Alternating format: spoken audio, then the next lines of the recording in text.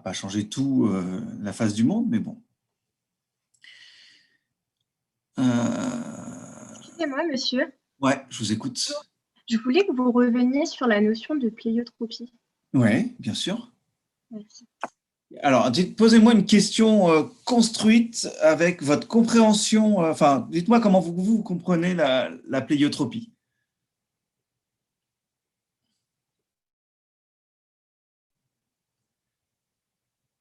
Moi, ce que j'avais compris, c'était qu'en fait, ça venait de la mutation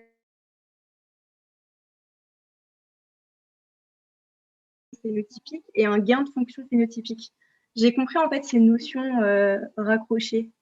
Alors, non, c'était un exemple que je vous donnais pour expliquer la pléiotropie. Un gène pléiotrope, c'est un gène qui va affecter plusieurs caractères phénotypiques. C'est exactement ça la définition. D'accord, merci. Okay. C'est donc le gène qui est pléiotrope ou le mutant qui a un effet pléiotrope. C'est les deux formulations qui sont correctes. Voilà. Donc, c'est le fait que quand je vais avoir une mutation, elle va avoir deux phénotypes qui concernent des caractères différents, enfin plusieurs. Alors, la question de Aude est excellente. Aude Noël, alors, je ne sais pas si c'est Aude le prénom ou Noël le prénom, en fait. J'ai un doute d'un coup, mais a priori, ça doit être Aude le prénom. Donc, la question d'Aude est excellente. Sa question, c'est est-ce que le test cross se fait entre une F1 et une souche mutante? Et ma réponse est pas forcément. Si la souche mutante apporte le phénotype qui est récessif par rapport au phénotype sauvage, alors oui. Si au contraire, le phénotype associé à la souche mutante est dominant, alors on fera un croisement par la souche sauvage. Donc le croisement, il se fait toujours par la souche qui apporte le phénotype récessif. Voilà, c'est ce que disait Massina. Merci Massina. Aude, c'est le prénom. Ok. Ouais, j'avais deviné en regardant les autres derrière, du coup. Très joli prénom par ailleurs. Alors, le contrôle continu est le 13 mars ou le 27 mars. Est-ce que je connais les horaires? Non, je ne connais pas les horaires. Je crois que c'est 11 h, mais je n'en mettrai pas ma main à couper. Et c'est le 13 ou le 27, je ne sais plus. Je vais regarder tout de suite dans mon agenda pour vous donner la réponse, que ce soit fait. Donc, ce n'est pas le 13, c'est le 27 mars. Voilà. Donc, on dit un gène pléiotrope ou une mutation à effet pléiotrope. Après, si vous dites une mutation pléiotrope, je ne pense pas qu'on va vous embêter là-dessus. Ça n'a pas été décalé au 13 mars. Je ne suis pas au courant si ça a été décalé au 13 mars.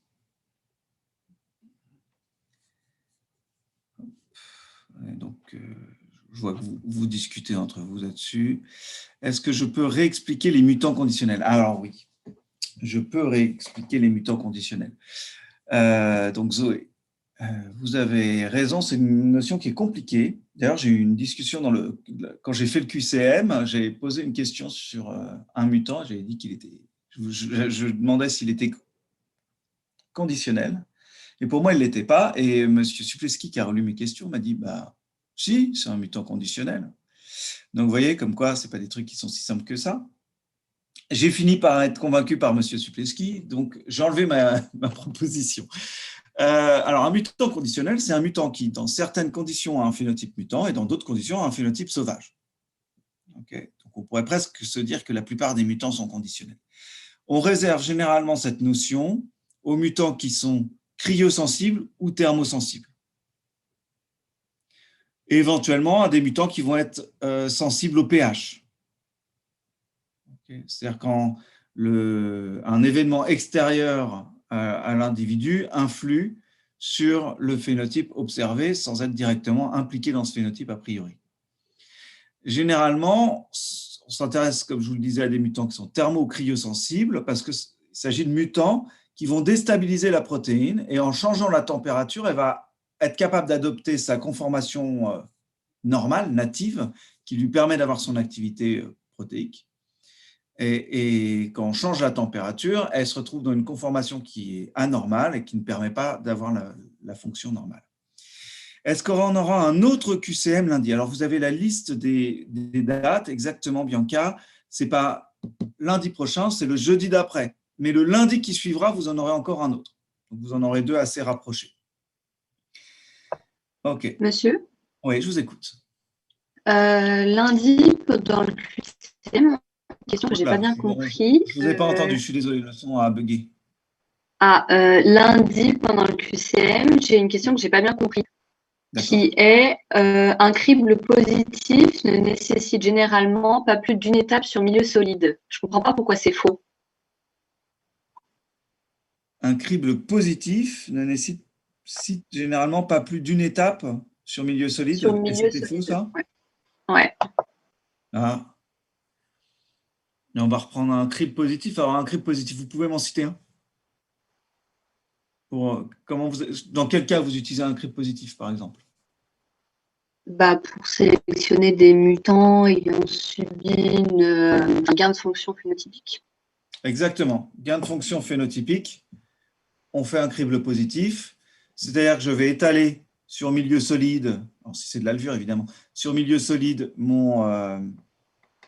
mes levures, et seuls qui sont capables de former une colonie auront la propriété qui m'intéresse. Et donc, vous avez raison, une seule étape est suffisante normalement. Donc, si ce n'est pas ça qui était dans la correction, c'est qu'il y a une erreur dans la correction. D'accord, ok, merci. Je reviendrai dessus. Vous vous souvenez, Oui. vous souvenez de l'intitulé de la question? Célia? Pardon, vous pouvez répéter? Est-ce que vous vous souvenez de l'intitulé de la question pour que je la retrouve plus facilement?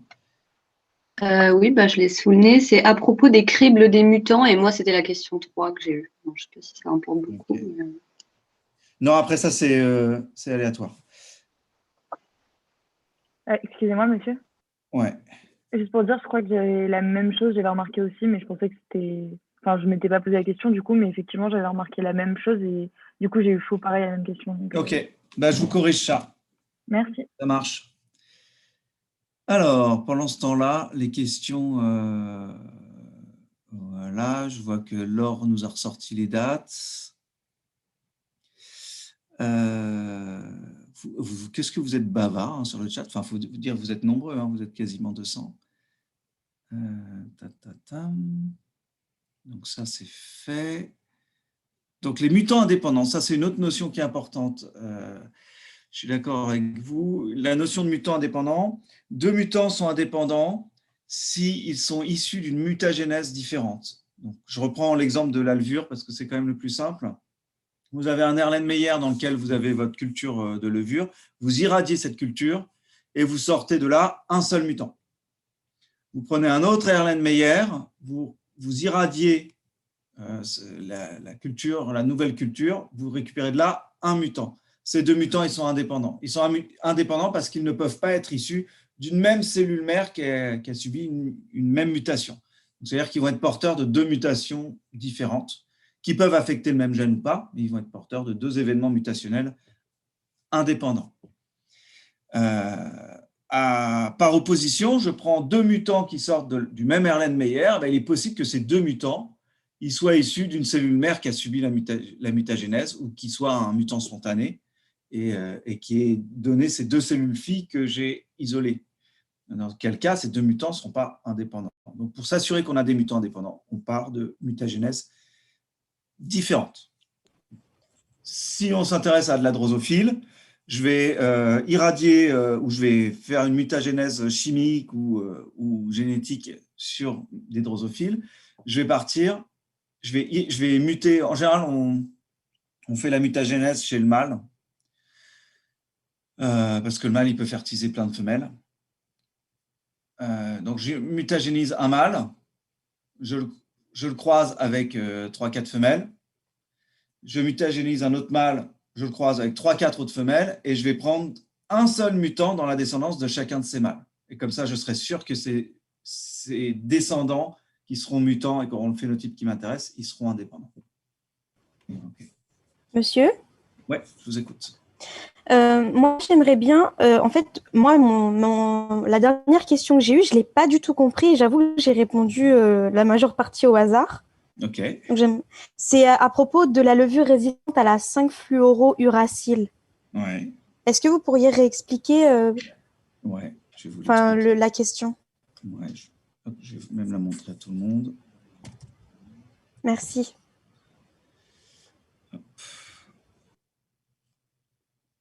Alors, un petit partage. Je ne sais pas si c'est exactement cette version-là, parce que, encore une fois, ça a été corrigé par mon collègue et je n'ai pas été récupérer ce qu'il a fait. Voilà. La question, c'était on sélectionne une levure résistante à la 5-fluoro uracile à partir d'une souche sensible à la 5-FU, un analogue de base qui est toxique. Ouais. Donc, cette 5-fluorouracile, c'est un analogue de l'uracile, mais qui a un groupe fluor en position 5, et donc c'est toxique. Okay. On part d'une souche qui est sensible et une qui est résistante. OK. Est-ce que cette levure, elle a un phénotype qui est un gain de fonction phénotypique? Bah oui, elle devient résistante. Elle acquiert la capacité à former des colonies en présence de 5-fluorouracile. Donc, c'est un gain de fonction phénotypique. Est-ce que on propose quoi? Si la mutation responsable de cette résistance confère également un phénotype arabinose-moi, on peut dire que la mutation est pléiotrope. Donc oui, parce que le phénotype arabinose-moi, c'est un caractère différent.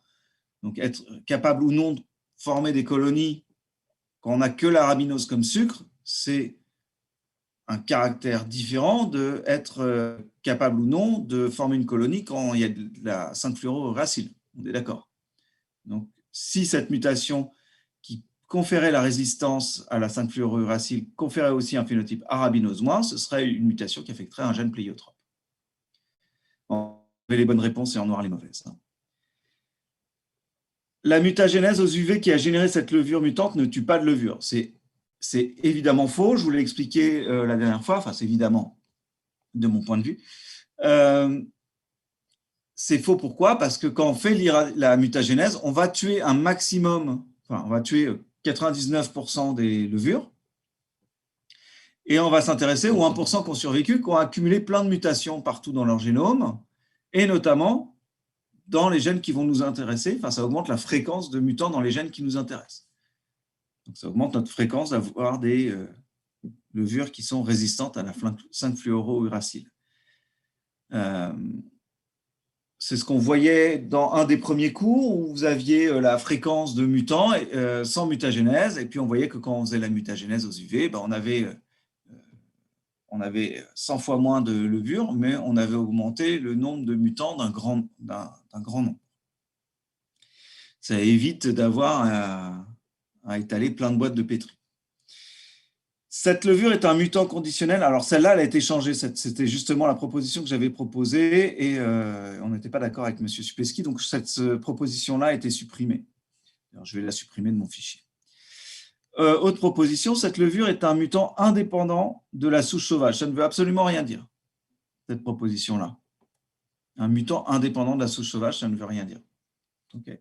Des mutants, ils peuvent être indépendants les uns des autres, mais ils ne peuvent pas être indépendants de la souche sauvage. Encore une fois, des mutants indépendants, c'est des mutants qui sont issus d'une mutagénèse différente, c'est-à-dire qui ont des mutations qui sont forcément différentes. Et cette levure est un mutant de production. Ben là, il n'y a pas de notion de production ou de consommation, puisque ce n'est pas quelque chose qui est nécessaire à la survie de la levure, c'est quelque chose qui est toxique. Okay. J'aurais pu mettre à la place de la 5-fluorouracile, si on avait été chez une bactérie, j'aurais pu mettre de la pénicilline. La bactérie Escherichia coli ne produit pas de pénicilline et elle n'en a pas besoin pour former des colonies. Donc là, c'est la même chose. C'est juste quelque chose de toxique. Est-ce que c'est plus clair comme ça, avec ces explications? Oui, merci. Ok, je vous en prie. Alors, j'ai loupé, je vais arrêter le partage. Hop, comme ça, je revois. Dans la question, la levure résistante dans le CC, une des réponses dit que si la mutation responsable de cette résistance confère également un phénotype, bon, ça c'est ce que je viens de vous dire. Ok, donc encore une fois, si vous me dites que la mutation est pléiotrope, je l'admets sans problème. Oui.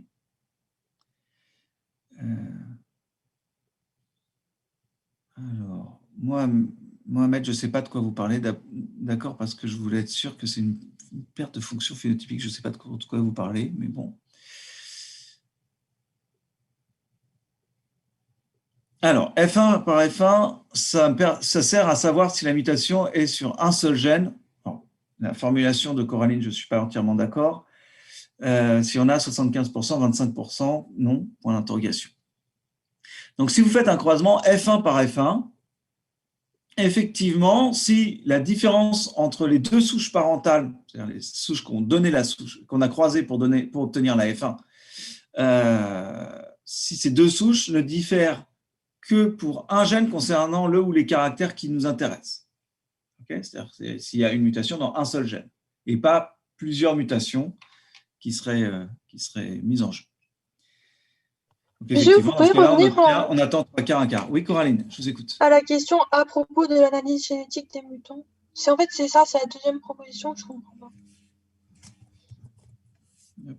Attendez, parce que je ne sais pas ce que je suis en train de faire, mais hop, on va repartager ça.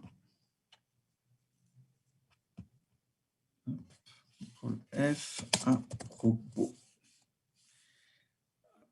Donc celle-ci. La mutagénèse consiste à sélectionner des mutants. Non, ça consiste à provoquer des mutations. La mutagénèse consiste à augmenter la fréquence de mutants. Tout à fait. C'est pas celle-là, c'est l'analyse génétique des mutants. Ok. Alors, à propos de l'analyse génétique, c'est ça que vous me dites? Oui.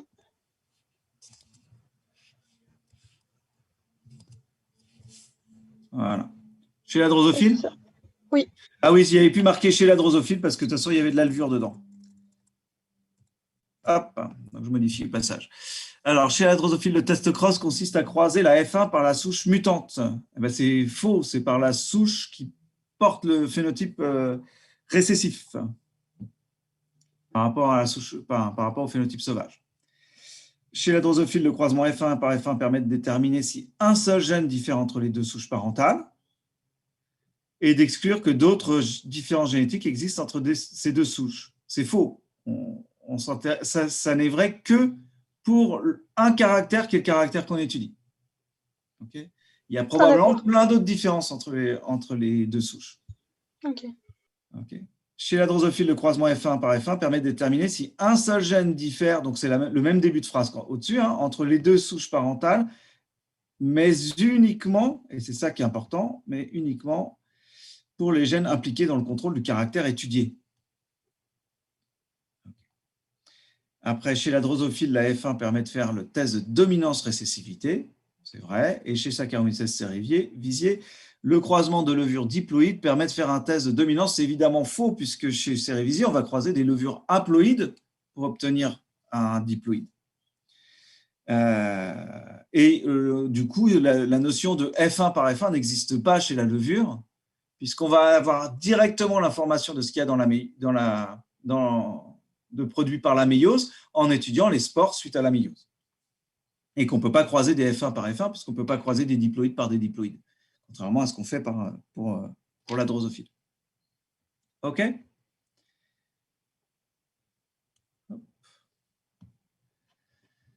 Alors...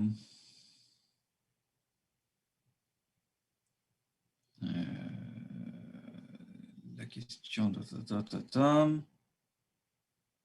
C'était fait. Je ne sais plus du tout où j'en suis, du coup, avec vos commentaires, parce que il y avait combien de questions dans la banque de questions? Il y avait toutes les questions en triple, donc 7 x 3, 21. Il y avait 21 questions, vous en aviez 7. Pléiotrope, ce n'est pas forcément un gain et une perte de fonction phénotypique, ça peut être 2 gains de fonction phénotypique, par exemple. Tout à fait, ça peut être 2 gains de fonction ou 2 pertes de fonction phénotypique, Romain, vous avez raison. deux mutagenèses. Zoé, vous avez marqué deux mutagènes.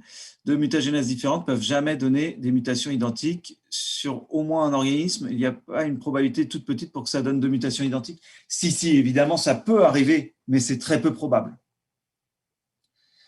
Donc, vous avez raison, Zoé, ça peut arriver. D'ailleurs, il y a certaines pathologies qui sont dues à il y a des mutations qui sont plus fréquentes que d'autres, alors que les mutations sont apparues a priori de manière indépendante.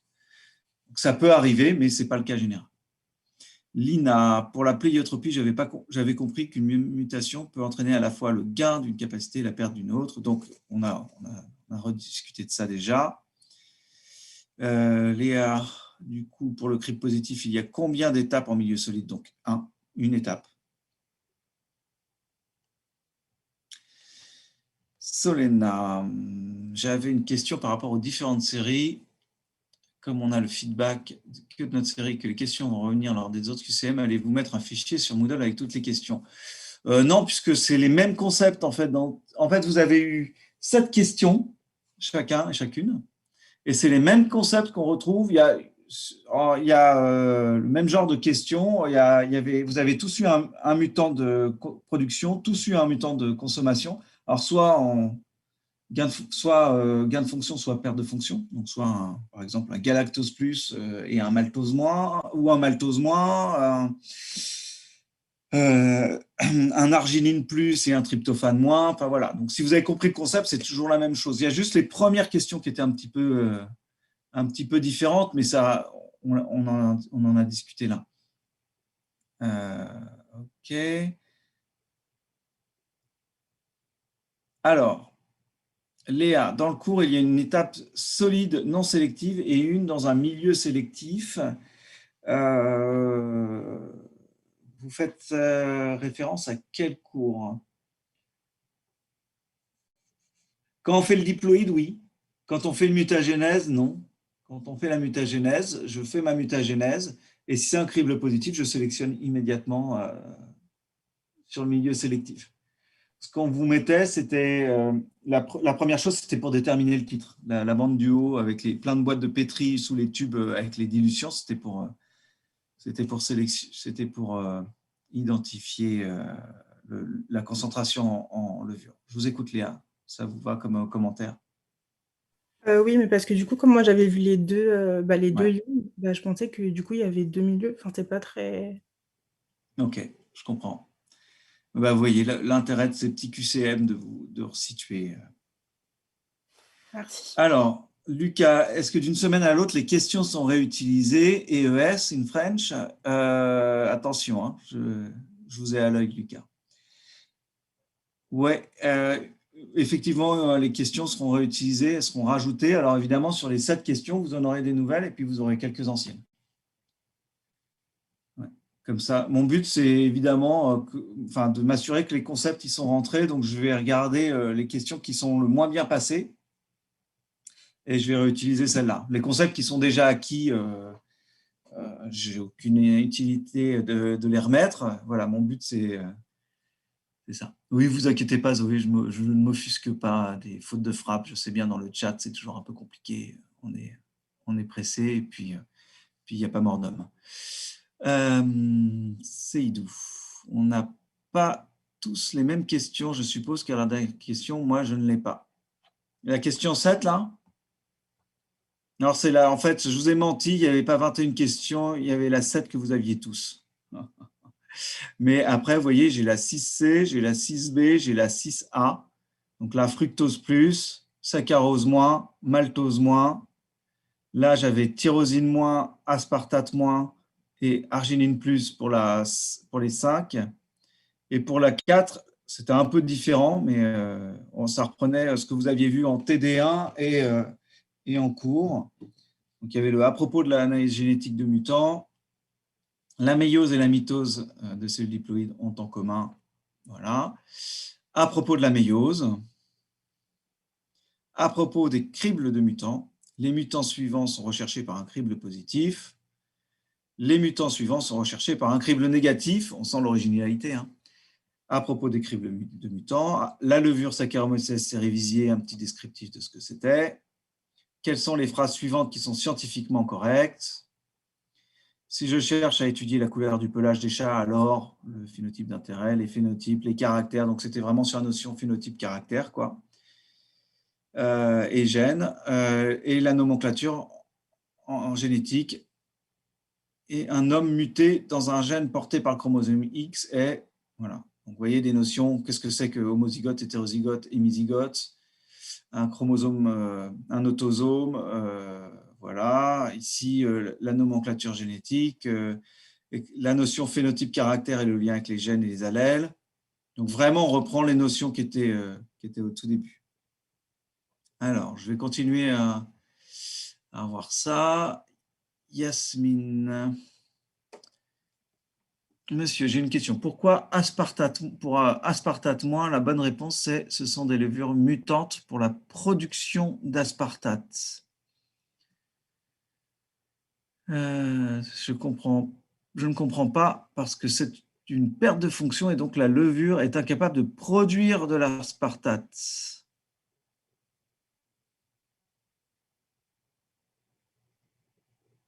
Oui, on est d'accord, c'est ça que ça veut dire. Ce sont des levures mutantes pour la production de l'aspartate. Elles sont mutées dans la voie de production de l'aspartate, si vous préférez.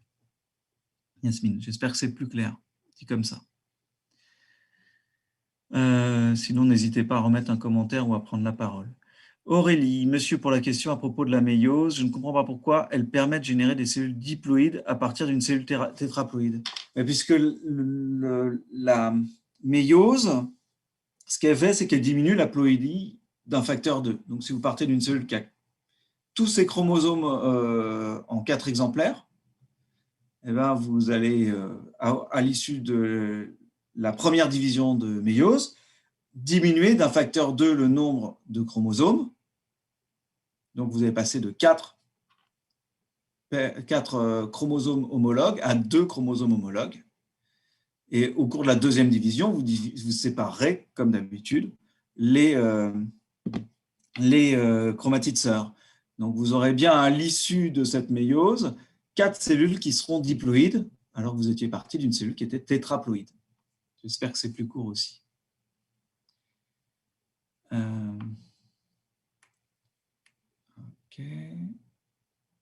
Alors, vous n'avez pas compris, Nana, Fouzia, ça doit être Fouzia plutôt, votre prénom. Là, 2A, vous me dites.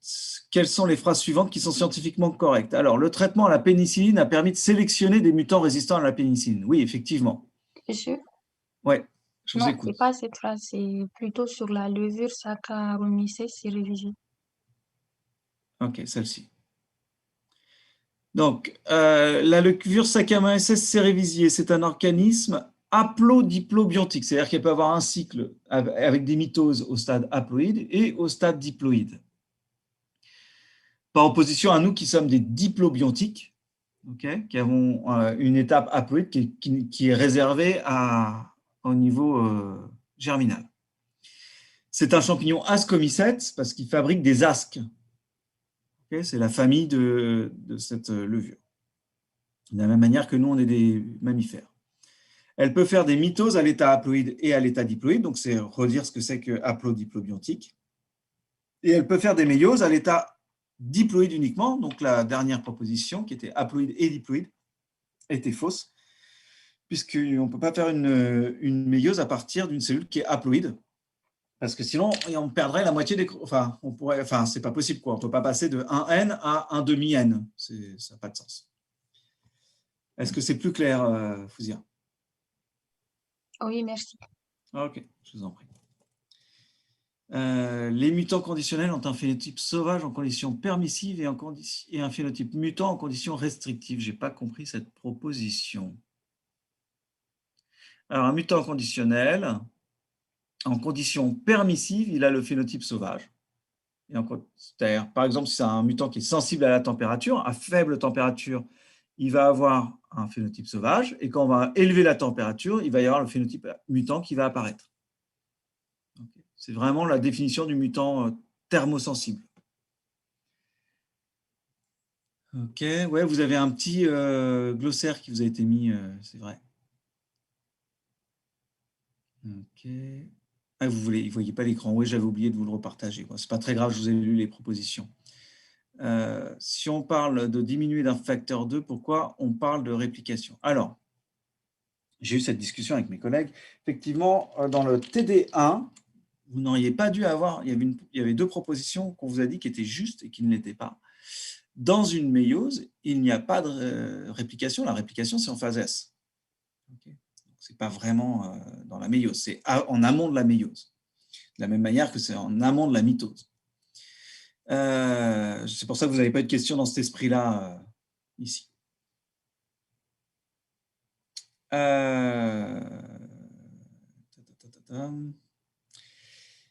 Donc, vous avez une réplication. La réplication, ce qu'elle fait, elle n'augmente pas le nombre de chromosomes, Mohamed. Elle augmente le nombre de chromatides dont sont faits les chromosomes. Au lieu d'avoir des chromosomes à une chromatide, vous avez des chromosomes à 2 chromatides.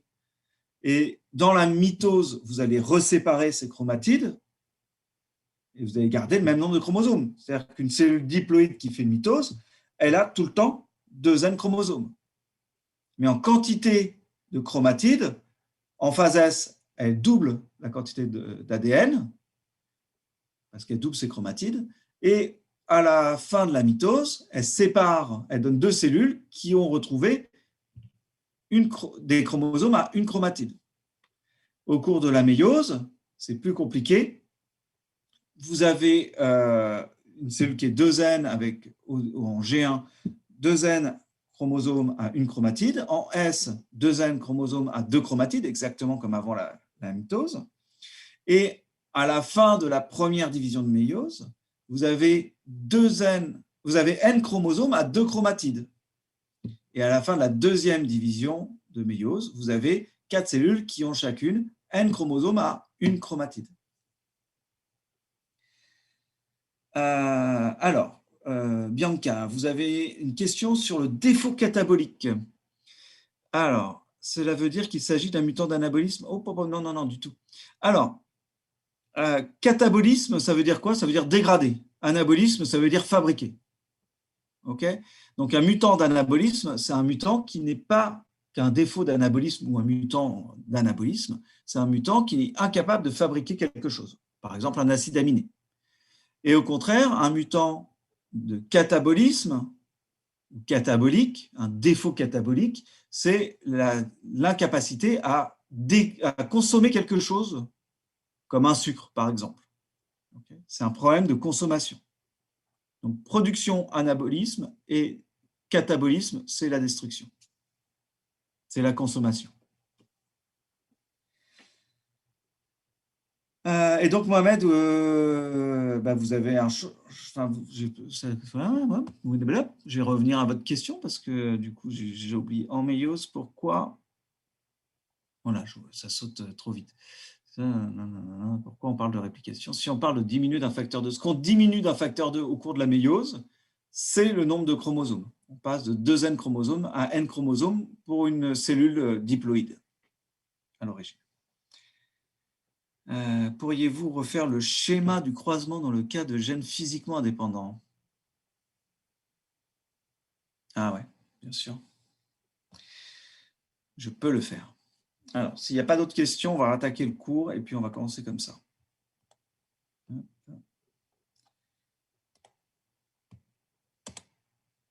Pour le prochain QCM, il y aura les trucs de statistiques? Ouais, tout à fait. Mais on va en voir là les stats, ne vous inquiétez pas. Okay. Okay. Alors, normalement, vous voyez mon diaporama. Et hop, nous sommes le 4 mars. Et donc, la question qui était posée par rapport à deux gènes. Alors, j'ai déjà oublié ta question. Et puis, évidemment, maintenant, je ne vois plus les commentaires. On va reprendre le chat. Le schéma du croisement dans le cas de gènes physiquement indépendants. Okay. Vous savez quoi? Je vais prendre une diapo. Je vais faire une diapo qui va être vide. Et je vais vous faire un petit schéma dessus. Donc ici,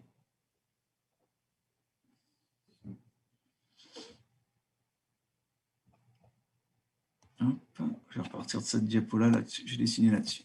OK. Alors, qu'est-ce que je fais de mon petit crayon? Voilà. Donc, vous avez 3 cas quand vous avez 2 gènes. OK. Ah non,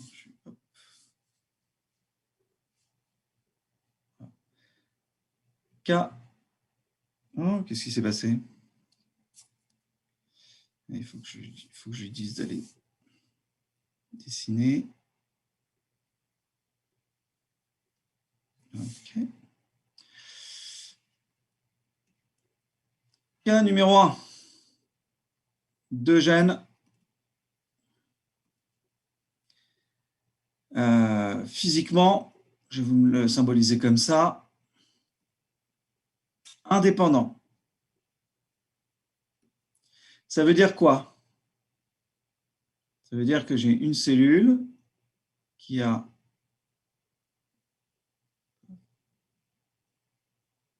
en G1, c'est mes centromères. J'ai le gène A et le gène B. OK? Monsieur, on ne voit pas votre écran. Ah, vous ne voyez pas mon écran là? Non. OK.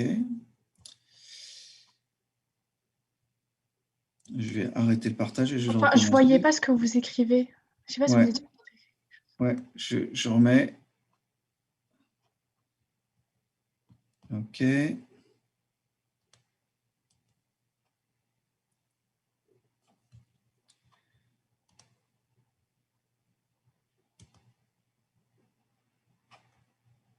Est-ce que vous le voyez cette fois-ci?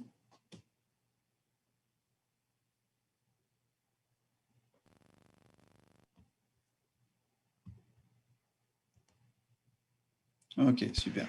Monsieur, tout à l'heure, on voyait ça aussi, mais on ne voyait pas ce que vous montrez, je pense. Et là, vous voyez ce que j'ai écrit ou pas? Non.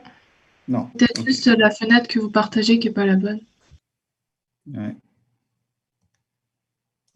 Je vais lui dire de partager autrement. On reprend ça.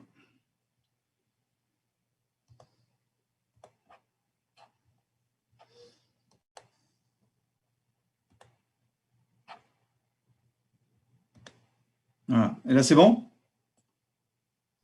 Oui, c'est bon, merci. Ah, ok, génial. Donc, vous avez vos 2 gènes indépendants, petit a, petit b. Ça, c'est votre cellule qui est en phase G1. OK. Ah, pourquoi il me saoule avec ça, là? Excusez-moi, c'est toujours un peu compliqué de naviguer entre les 2 écrans. Laisse-moi dessiner, toi. Donc ça, c'est en G1. Je ne sais pas pourquoi il m'a changé de couleur sans que je lui demande rien. Vous avez la phase S, ça va vous donner la cellule en G2 et en G2. Vos chromosomes, alors ils ne sont pas compactés en vrai, hein, mais bon, je vous les dessine comme s'ils étaient compactés. Voilà vos chromosomes. Okay. Je vous ai dit physiquement indépendant, là j'ai fait physiquement lié, excusez-moi. Ça c'est physiquement lié. Donc, vous avez petit a et petit b qui sont situés là. Hein. Petit a, petit b, petit a, petit b. Donc on est d'accord, on a des chromosomes qui ont 2 chromatides. Et puis je vais faire ma méiose avec 2 cellules qui vont chacune récupérer un chromosome avec ces 2 chromatides. On a notre division réductionnelle. Je réduis le nombre de chromosomes.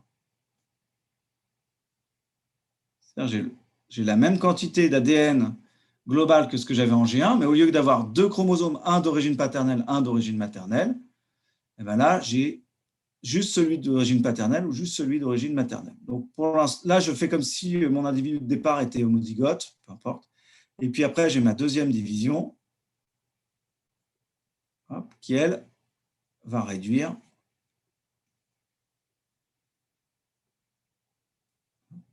Là, j'ai petit a, petit b,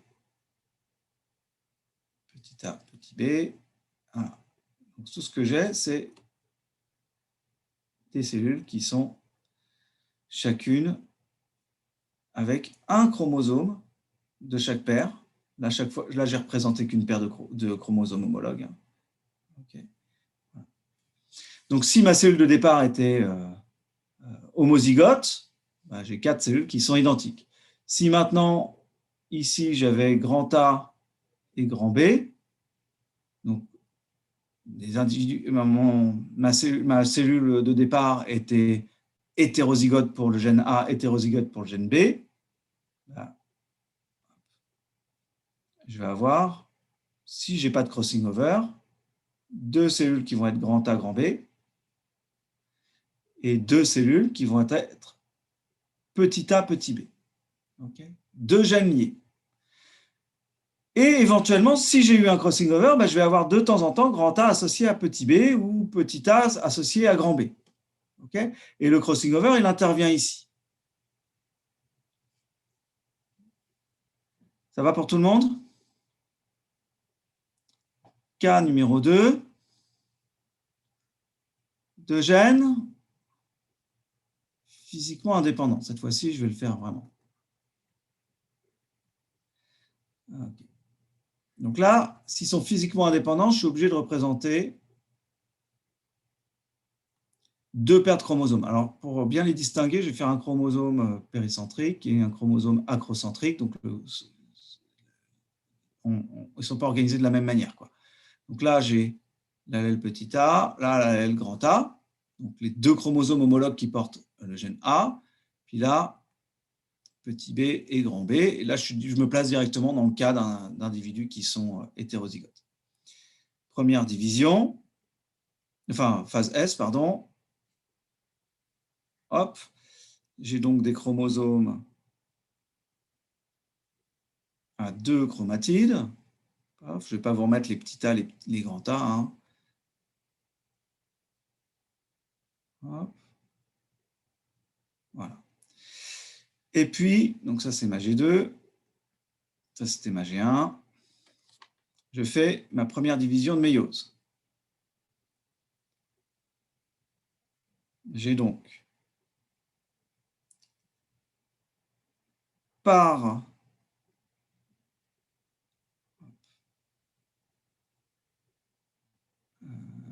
je suis en train de vous faire un peu n'importe quoi. Hop.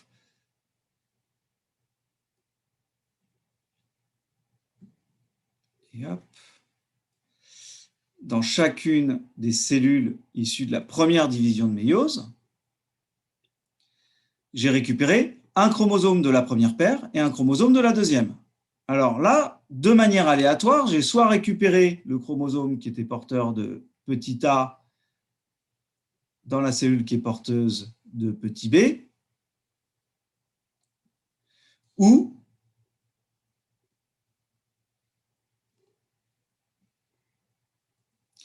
j'ai récupéré petit a dans la cellule qui a récupéré grand B. Et ça, c'est l'alignement des chromosomes le long de la plaque métaphasique au cours de la méiose 1 qui va le déterminer.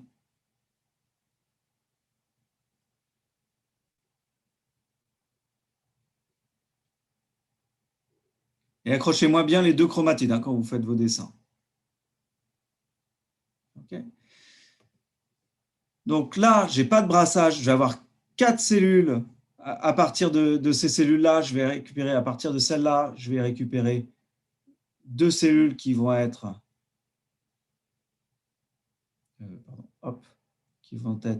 petit a,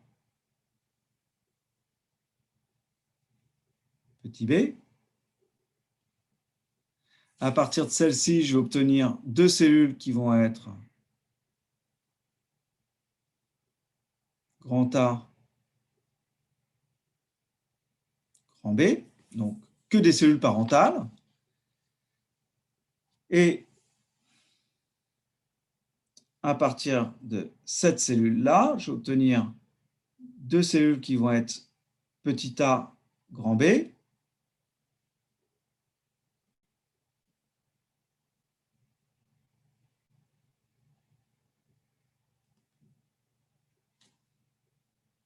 Et là, 2 cellules qui vont être grand A, petit b. Donc cette fois-ci, j'obtiens 4 cellules recombinantes. J'ai séparé les allèles petit a, petit b qui venaient des parents. OK? Donc j'ai 4 possibilités ici. Là, je vais avoir que 2 possibilités, sauf si j'ai des crossing over. Et si j'ai des crossing over, oui, là, je vais pouvoir mélanger les A et les B parce que, alors là, je vais changer de couleur, parce que sinon, je ne vais pas m'en sortir. On va le faire en orange, par exemple. Très jolie couleur qui se marie bien avec le bleu. Si j'ai un crossing over ici, qu'est-ce qui se passe? Eh bien, ici, je ne vais pas obtenir ce résultat-là. Je vais obtenir 2 cellules. Oh là, très joli dessin. Vous remarquerez. Je sais pas comment j'ai fait ça. C'est pas beau, hein, les vieux et la technologie.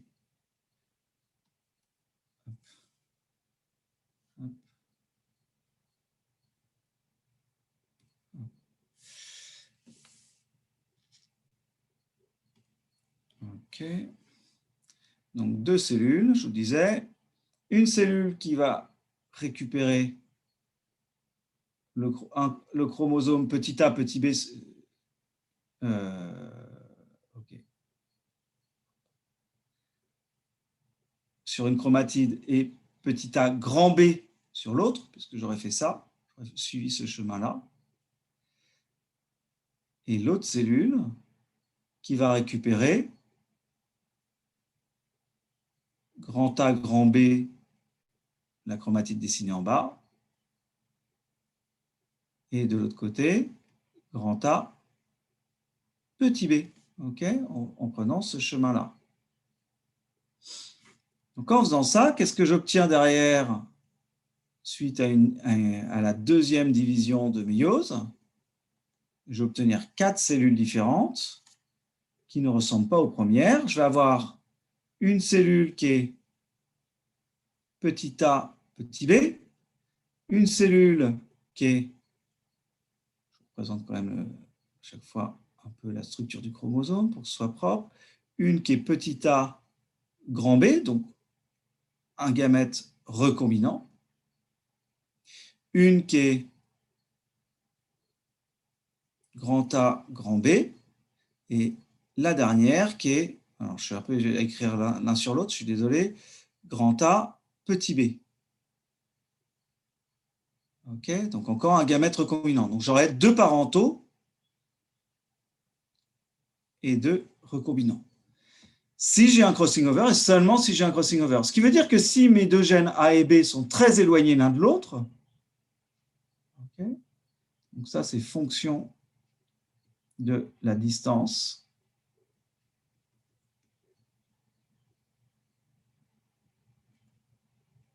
génétique entre A et B. Si les deux sont très éloignés, je vais avoir pratiquement toujours ce cas-là. Donc autant de gamètes recombinés que de gamètes parentaux. 50% gamètes recombinés, 50% gamètes parentaux. Si au contraire, mes 2 gènes sont proches,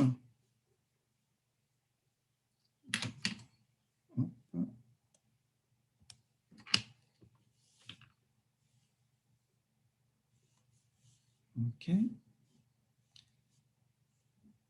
J'arrive. OK. Ça, je vais l'avoir. Je vais avoir quelque chose qui va tendre vers 0% de recombinés et 100% de gamètes parentaux. Donc, la distance génétique, elle va se situer entre 0 et 50. Okay, et quand je suis en intermédiaire entre ces 2 cas extrêmes, enfin, quand je ne suis pas à 50%, je dis que mes gènes ils sont génétiquement liés. Et là, si j'ai ce résultat-là, je dis que mes gènes ils sont génétiquement indépendants. Et ce qui est important à comprendre, c'est ce que je vais vous écrire tout en haut de la diapo. deux gènes physiquement indépendants, c'est-à-dire que les deux gènes ne sont pas sur les mêmes chromosomes, donc ils sont génétiquement indépendants. Je ne sais pas si vous arrivez à me lire, mais vous êtes très fort si vous y arrivez. Deux gènes physiquement indépendants, ils sont génétiquement indépendants. Deux gènes génétiquement liés, ils sont physiquement liés. Puisque s'ils sont génétiquement liés, ça veut dire qu'on ne peut pas les séparer facilement. Donc, ça veut dire qu'ils ne peuvent pas être sur des chromosomes différents. Okay. Donc, en bleu, ici, c'est génétiquement lié. En bleu, à droite, c'est physiquement indépendant. Et en jaune, eh ben, c'est le cas un peu compliqué. Je vais le remettre en jaune d'ailleurs. En orange. C'est un peu le cas compliqué, où c'est deux gènes qui sont physiquement liés, mais génétiquement indépendants. En fait, ce sont deux gènes qui sont sur le même chromosome, mais qui sont très distants l'un de l'autre, si distants qu'on va presque avoir toujours un crossing over entre ces deux gènes. Okay. Donc dans ce cas-là, on aura une distance génétique qui sera égale à 50 unités de recombinaison. Je vais remettre en bleu.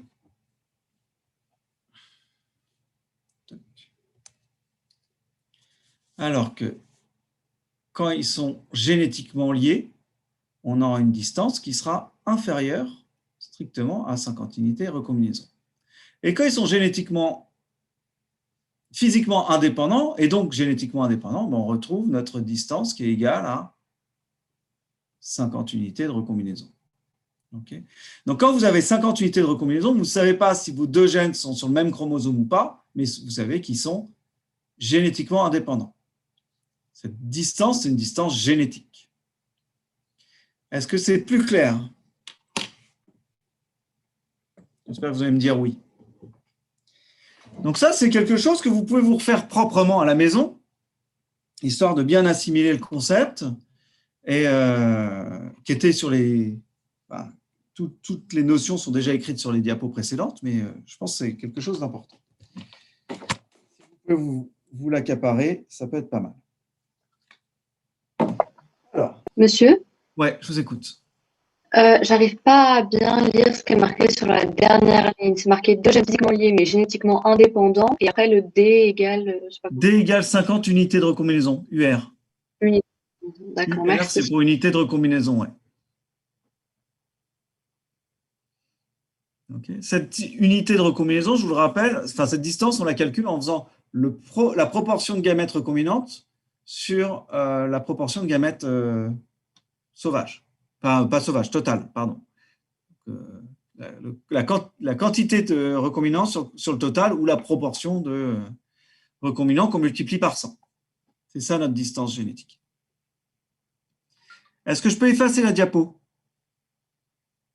Je vais regarder quand même le chat parce que je vois qu'il y a des messages.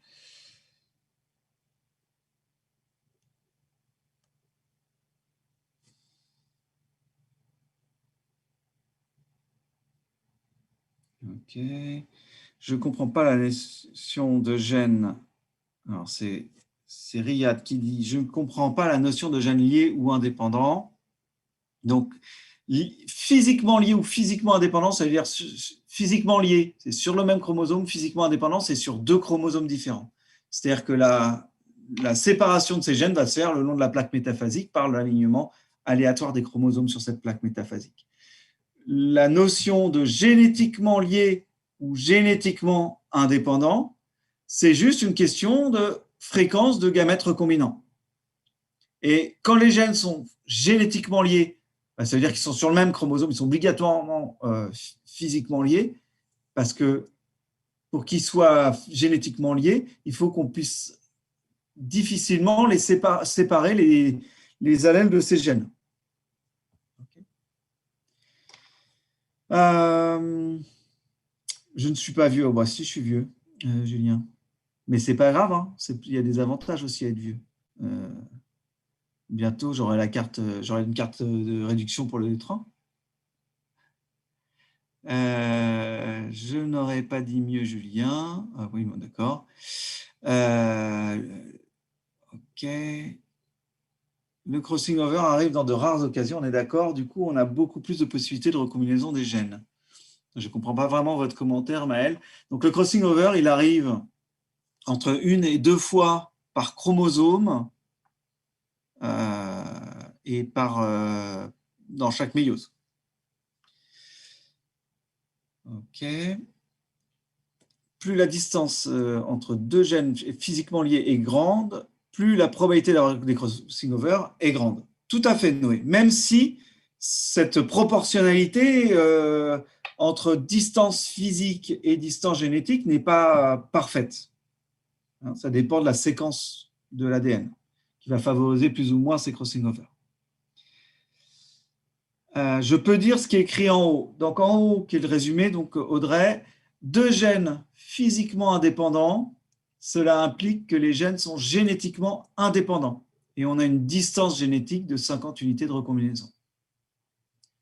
Ça, c'est la première ligne. Donc je redis, 2 gènes physiquement indépendants, ça veut dire que les 2 gènes sont génétiquement indépendants. C'est-à-dire qu'ils ont une distance génétique de 50 unités de recombinaison.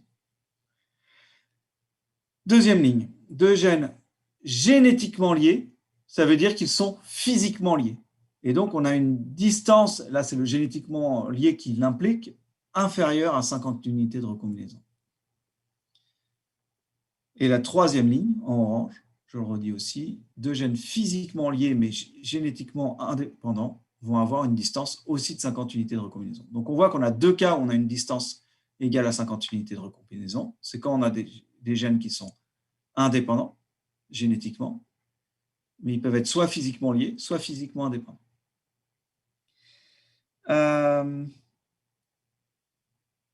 Ok. Et Maëlle, on peut remarquer que le brassage inter plus intrachromosomique, c'est une importante quantité de possibilités de recombinaison. Tout à fait, Maëlle, vous avez raison. C'est ça qui fait que 2 êtres humains, quand ils peuvent avoir autant d'enfants que différents génétiquement, qu'il y a d'étoiles dans notre galaxie. C'est le même ordre de grandeur. Il y a même plus de possibilités de différence pour nous. Donc, c'est vraiment un chiffre qui est faramineux. Rien que le brassage interchromosomique, c'est incroyable le nombre de possibilités qu'on peut faire, puisque vous avez tous vos chromosomes en double, donc vous avez 2 puissance 23 gamètes possibles, même si on enlevait les crossing over. Donc, c'est assez énorme. Ok, alors je vais effacer les dessins. Hop, s'il veut bien. Il ne veut pas tout effacer, mais ce n'est pas très grave. Ok, continuons. Il faut que j'enlève mon petit crayon. Alors, on va appliquer ça chez la levure.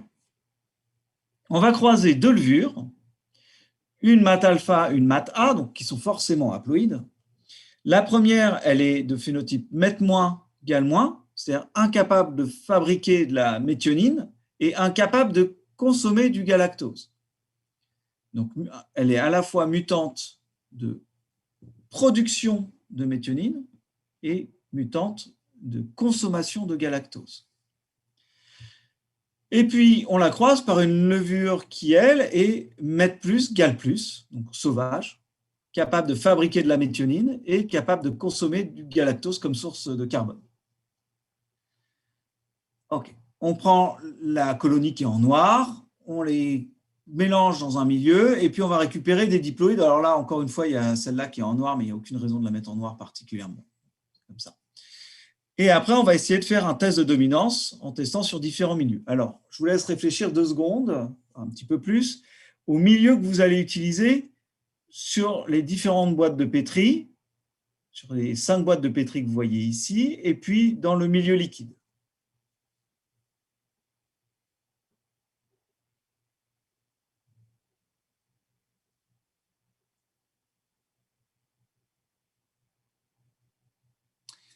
Alors, pour la mat A, Nolwenn nous dit du M0. Donc, pour la math A, du M0, bah oui, elle est sauvage. Donc, on peut lui mettre du M0, effectivement. On pourrait même lui mettre du M0 gal, entre parenthèses gal. Parce que comme ça, on est tranquille, on est sûr qu'elle est bien gal plus. Donc, c'est pas plus mal. Pour la math alpha, Massina suggère du M0 plus méthionine. Ben, on est d'accord qu'on est obligé de lui donner autre chose que du galactose à celle-là. Donc, on va lui mettre du glucose, on va lui prendre du M0 et on va lui rajouter de la méthionine parce qu'effectivement, sinon, elle sera incapable de former une colonie. Donc, pour le milieu qu'on va utiliser ici, on va utiliser le milieu en liquide et pour sélectionner les diploïdes, un milieu qui est non sélectif. Donc, on va utiliser du M0 plus meth, le même que celui qui est ici. OK.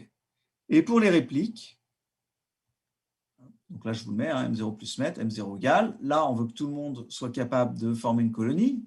Alors, en fait, surtout, on veut que tout le monde survive dans le milieu liquide. Donc, on va utiliser un milieu qui permet la survie et la prolifération des maths A et des maths alpha et du diploïde dont on ne connaît pas le phénotype. Donc, M0 plus méthionine, on est tranquille, tout le monde sera capable de former des colonies. Qu'on soit gal plus ou gal moins, meth moins ou meth plus.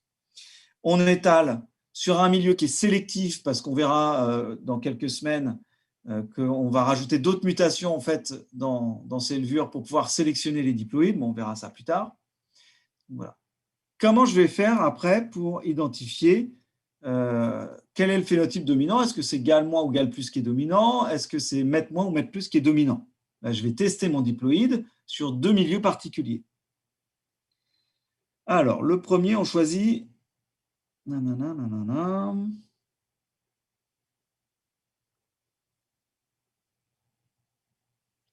Alors, Maël dit M0 gal plus meth ou M0 pour test de dominance. Eh ben, je suis d'accord avec vous. Okay.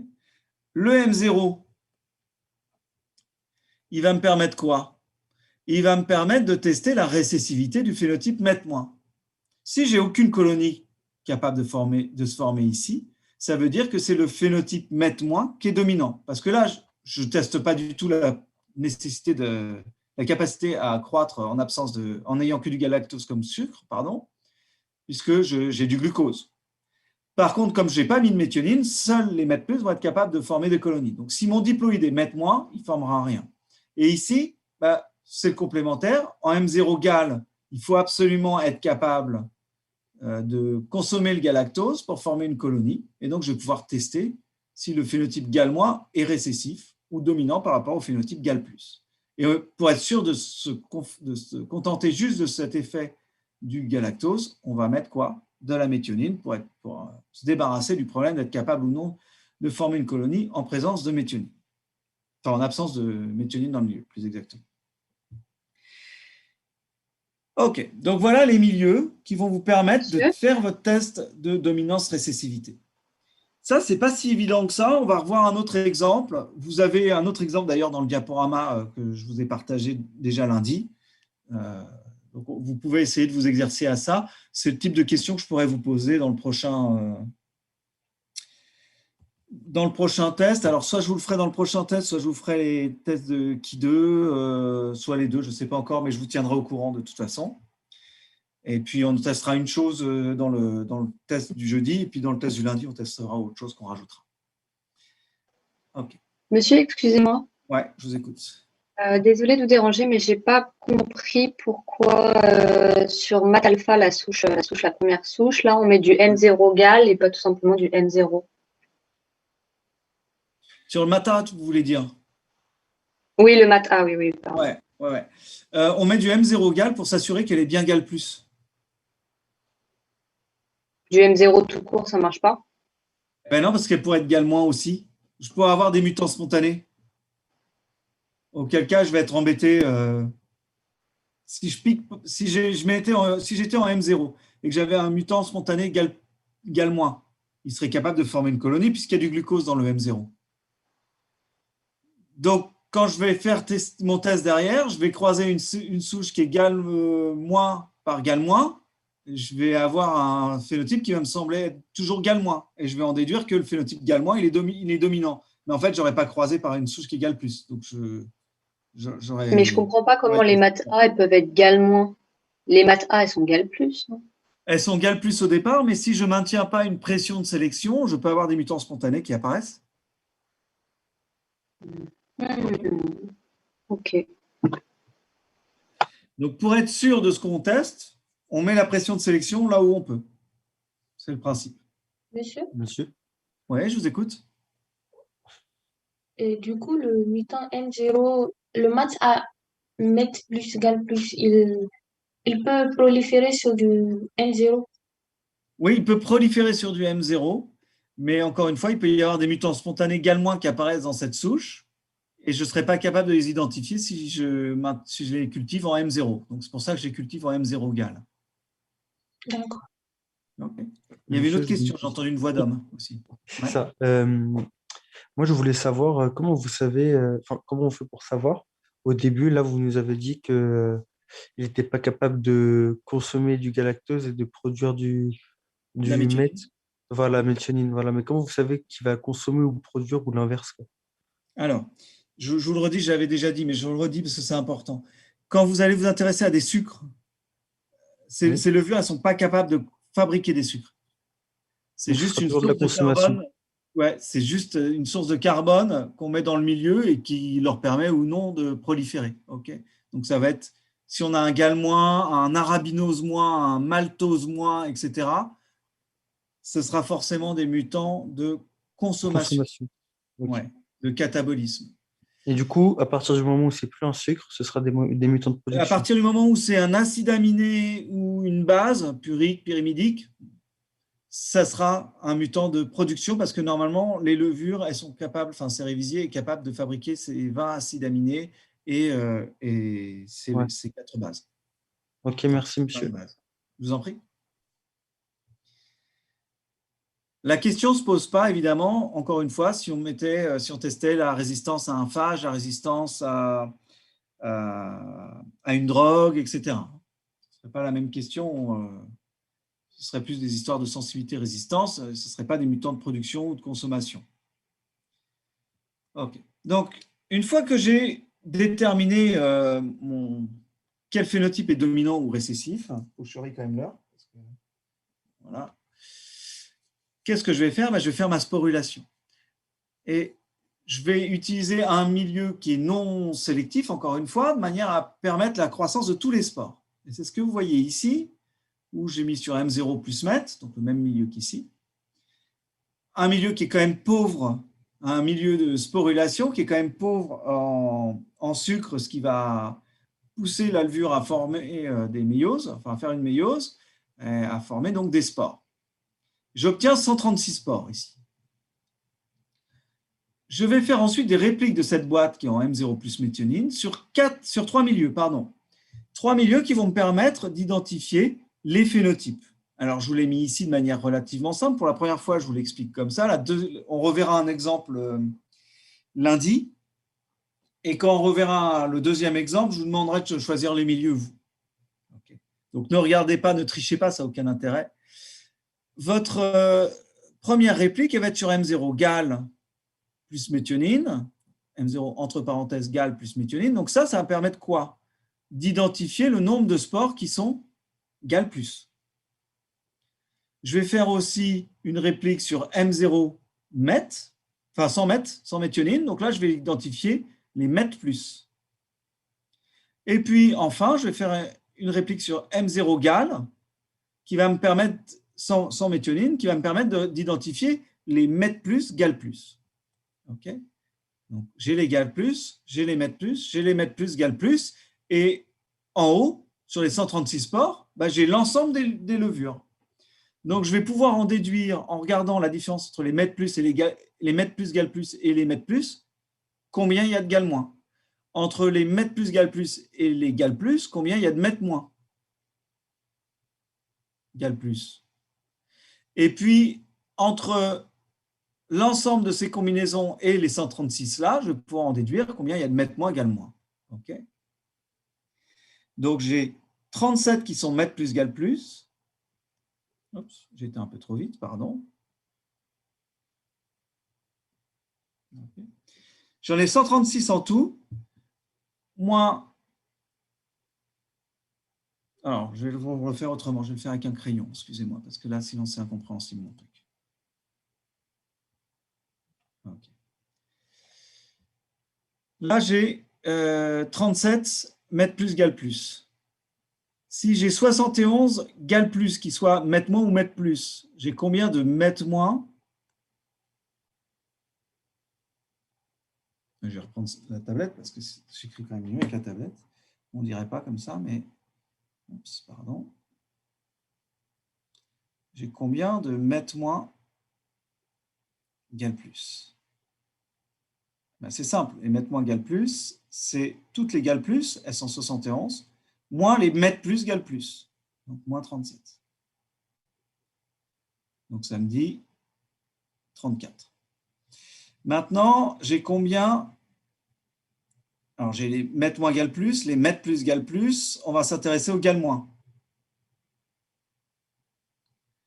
J'ai combien de mètres plus gal moins? Alors, c'est difficile à dire. En fait, je sais que des mètres moins, des gal moins, je ne me mélange pas trop les pinceaux, les gal moins, ben, du coup, c'est toutes celles qui ne sont pas gal plus, donc c'est 136. Oh là là, j'écris comme un cochon, je suis désolé. 136 moins 71. Donc 136 moins 71, ça m'en laisse 5, ça m'en fait 65. C'est pas possible mon truc, je me suis planté quelque part. Je ne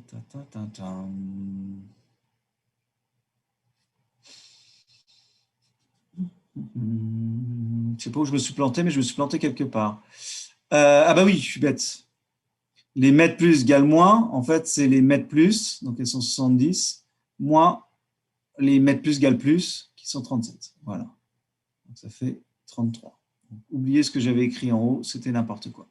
Et donc, celle qui manque, c'est j'ai les mètres plus égale moins, les mètres plus égale plus, les mètres moins égale plus. Il me manque les mètres moins égale moins. C'est les 136 que j'avais au total, moins les 34 qui sont ici, moins les 33 qui sont ici, moins les 37 qui sont ici. Donc, ça m'en laisse 32. Donc, vous voyez, de cette manière-là, merci Elisabeth pour votre aide.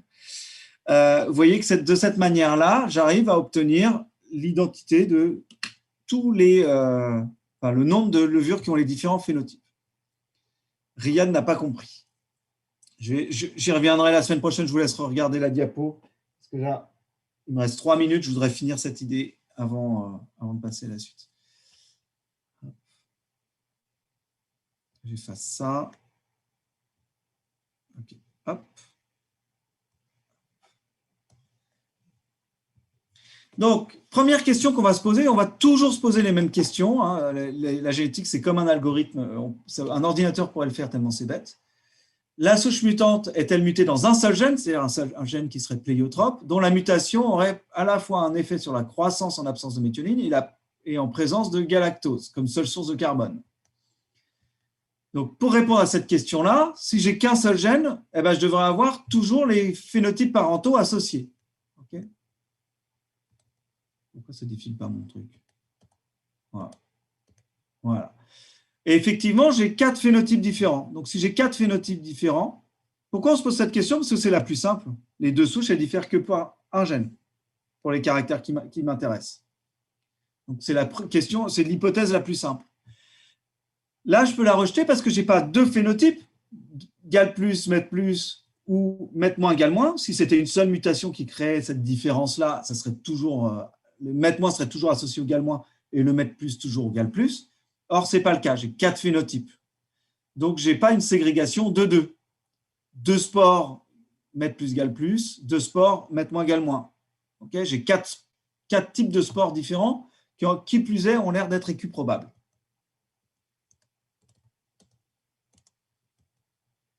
OK.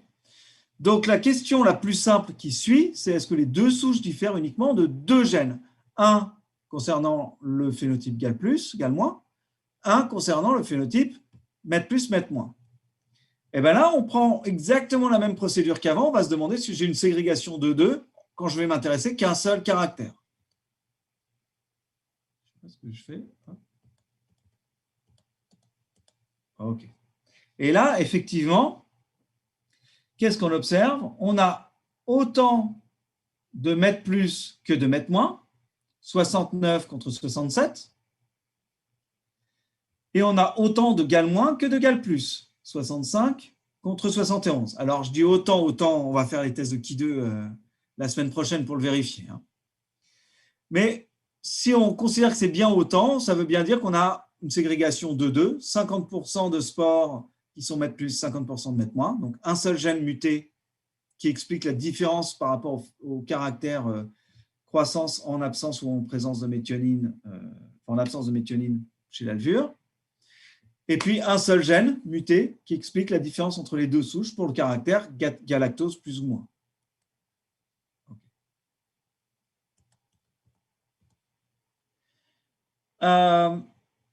Donc ça, vous voyez, c'est toujours la même chose. Et du coup, j'en arrive à la conclusion, le diploïde, il est A- B- sur A plus B+, A- étant l'allèle muté, et puis A+, l'allèle sauvage pour le gène qui gouverne le phénotype méthionine plus ou moins, et B étant le gène impliqué dans le contrôle du caractère galactose plus ou moins. Okay, donc, qu'est-ce que j'observe? J'observe 33 plus 34 recombinés et 32 plus 37 parentaux. Donc, ça me fait 67 recombinés sur 136.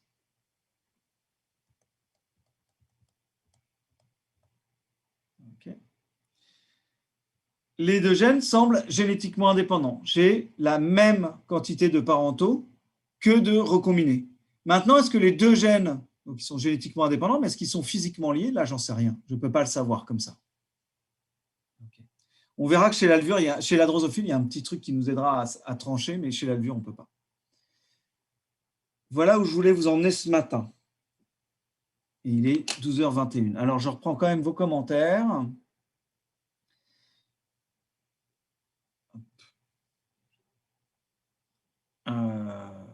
Zoé. Après une ségrégation de 2, du coup, on retrouve les génotypes parentaux pour ces gènes. Je ne suis pas sûr de ma formulation de phrase. Je ne suis pas sûr non plus. Donc, après une ségrégation de 2, s'il n'y a qu'un seul gène qui est impliqué et que ce gène il est pléiotrope, eh ben, s'il y a une seule mutation, je vais revenir en arrière. Je suis désolé parce que j'avais cru faire un truc intelligent, mais j'ai fait n'importe quoi. Voilà. Imaginons la première levure ici, elle est mutée petit a et celle-là, enfin A- et celle-là, elle est A+. Mon diploïde, il est A- sur A+. Quand je vais regarder la descendance, les spores elles récupéreront soit A-, soit A+. Donc, j'aurai que deux phénotypes possibles. A-, c'est mètre moins égale moins. Donc, j'aurai normalement 50% de mètre moins égale moins. Et puis, A+, c'est mètre plus égale plus. Donc, je devrais avoir 50% de mètre plus égale plus. Le fait de voir apparaître des mètres moins égale plus et des mètres plus égale moins me démontre que je n'ai pas un seul gène impliqué. Donc, ça, c'était pour répondre à la question de Zoé. Ok, nickel. Est-ce qu'il y a d'autres questions sur cette diapo? Enfin, ou sur ce qu'on a vu aujourd'hui? On n'a pas été très très loin avec les réponses au QCM. Mais bon, moi, mon but, encore une fois, c'est pas de vous amener le plus vite possible, le plus loin possible. Mon but, c'est de vous amener tous, surtout. Non? Eh bien, écoutez, si vous n'avez pas de questions, je vous dis bon appétit et on se retrouve lundi après un bon week-end bien mérité pour revoir un autre exemple de croisement, exactement le même genre de principe. Monsieur? Ouais, je vous écoute. Excusez-moi. Si, en fait, j'ai une question. Est-ce que vous pouvez revenir sur la diapo là où il y a toutes les boîtes de pétri? Ouais. S'il vous plaît. Je vous en prie.